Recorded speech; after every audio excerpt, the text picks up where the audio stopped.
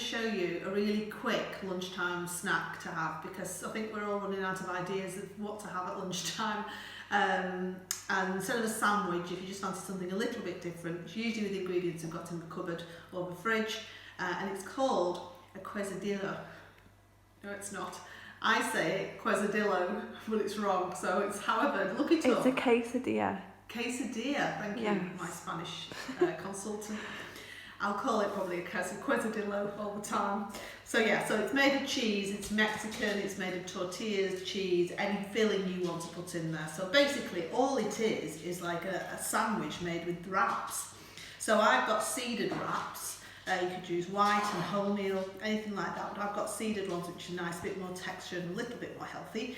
And you just put one down, you decide what toppings you're going to put. So I'm going to put a mixture of grated cheese, and you could actually just put sliced cheese down as well. So as much or little as you want. If you don't like a lot of cheese, don't put a lot of cheese. And I've got a mixture of red Leicester and cheddar and a bit of mozzarella, anything that's in the cheese tub in my fridge really has gone in there. And I've just grated it. I'll spread that out along like that. It's a bit like a pizza so far. I'm going to put a little bit of chopped onion, and I'll just remind you how to chop that in a minute while this is cooking. So you could use spring onion, you could use white onion, frozen onion, it doesn't really matter. This one's going to have some ham on it, chopped ham, just any ham.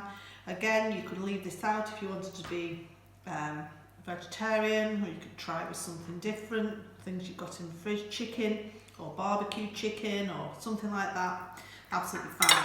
And this is my daughter's, and she wants green olives on hers. So you could put something similar, put jalapenos on as well, absolutely fine.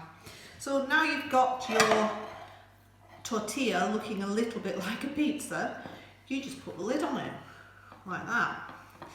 And so what we're going to do now, I'm going to bring my pan over and then you can see what I'm doing. I've got a non-stick frying pan here, but you could use a normal pan and just put a little bit of oil in the bottom of it. Oops. And I'm going to put, and you could slide it off if you find it easier, I'm going to put that into the pan, and you could just shuffle it in if you find that easier.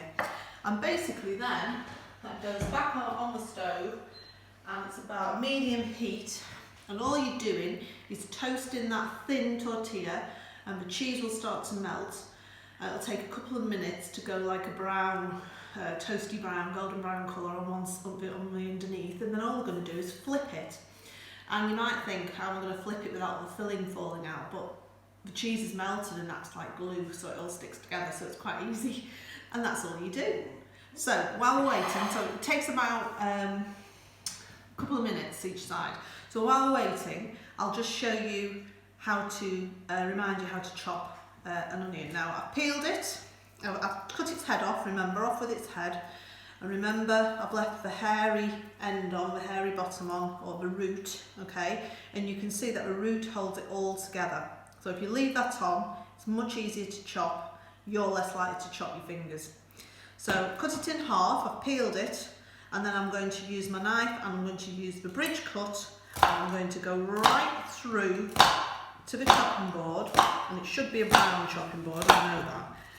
And if you can see what I've done, I've cut it almost to the root, but not quite.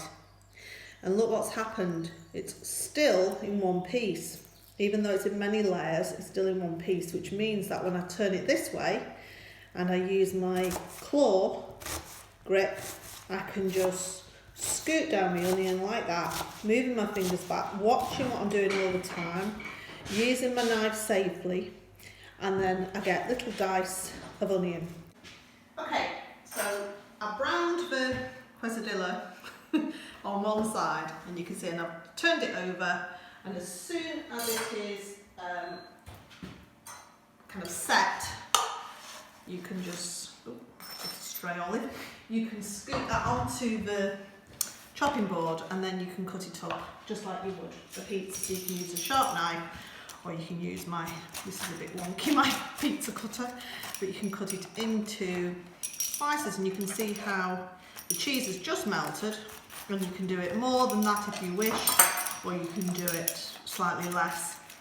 My pizza cutter is pretty wonky. And then you've got a tasty alternative to a sandwich or a pizza or a toasty, something like that. It's really tasty, and it's good because you can vary all the fillings.